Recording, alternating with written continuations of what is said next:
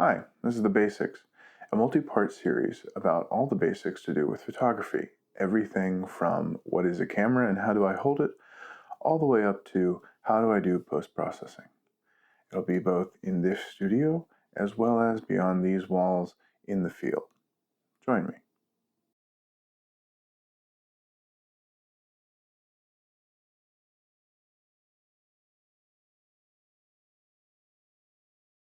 Welcome back to The Basics. For this episode, we're going to talk about how to use focusing in a creative manner. So, stereotypically, most people, when they pick up a camera, they're going to use the autofocus features and they're going to work perfectly fine.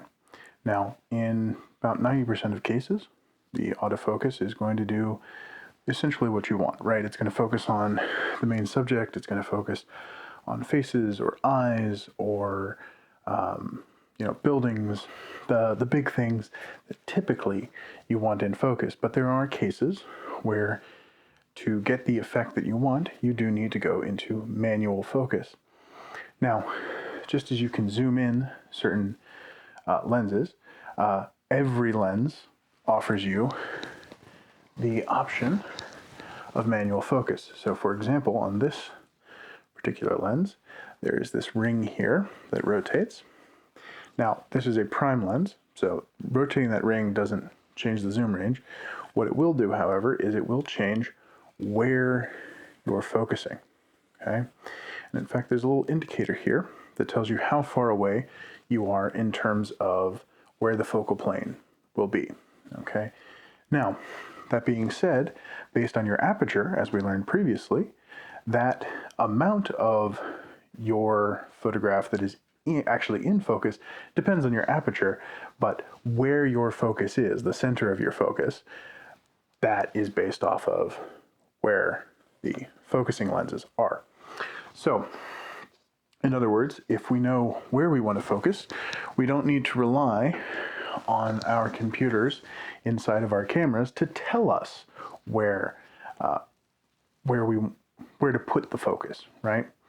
Of course, by manually focusing, you're more likely to potentially miss focus. So in 90% of cases, you do want to make sure that you use the autofocus to your full advantage.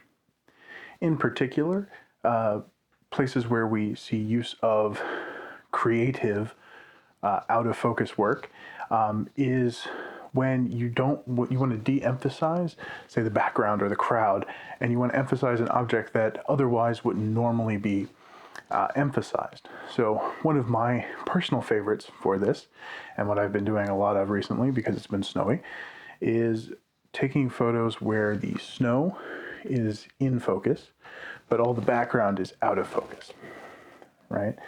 Now, to achieve this particular effect, you have to manually focus because otherwise the camera, believing that you want to take a picture of what you're looking at, not the random, essentially noise in front of it, is going to try and focus beyond the snow. And when things are sufficiently far out, that unfocused area is going to just completely remove snow and rain and that sort of thing.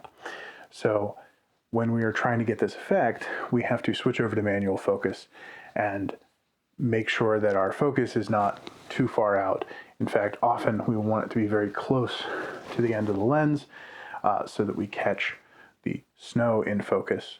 And hopefully we have a density of snow that allows us to do that pretty easily. There are, of course, other options, other cases where you would want to use focus in a creative manner. One of the more popular ones is what's called tilt-shift photography. Now, tilt-shift photography can be done in multiple different ways. The most common way that it's done is using a tilt-shift lens, although you can do it without a tilt-shift lens using various photo editing software.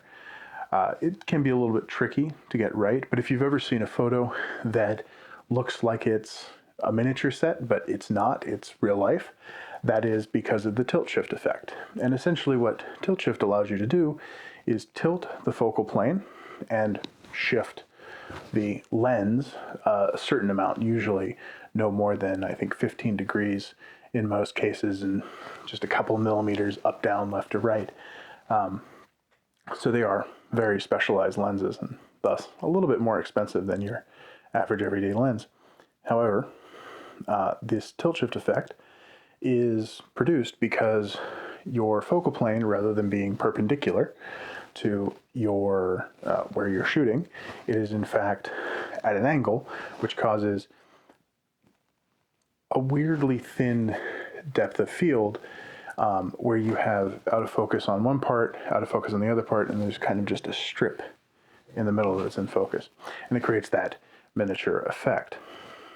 Now, obviously, these aren't the only cases where you can use creative focusing techniques in order to produce an effect that you want to, but it's a good place to start. And it's a good reminder that just because we have these automatic tools does not mean that they are always right or they are always going to give us what we want. Sometimes, because photography is a creative field, we're going to want to deactivate automatic features because we as human beings know what we want better than what the computers that we're taking photos with think that we want. All right, that's going to do it for this episode of The Basics. I will see you when I see you.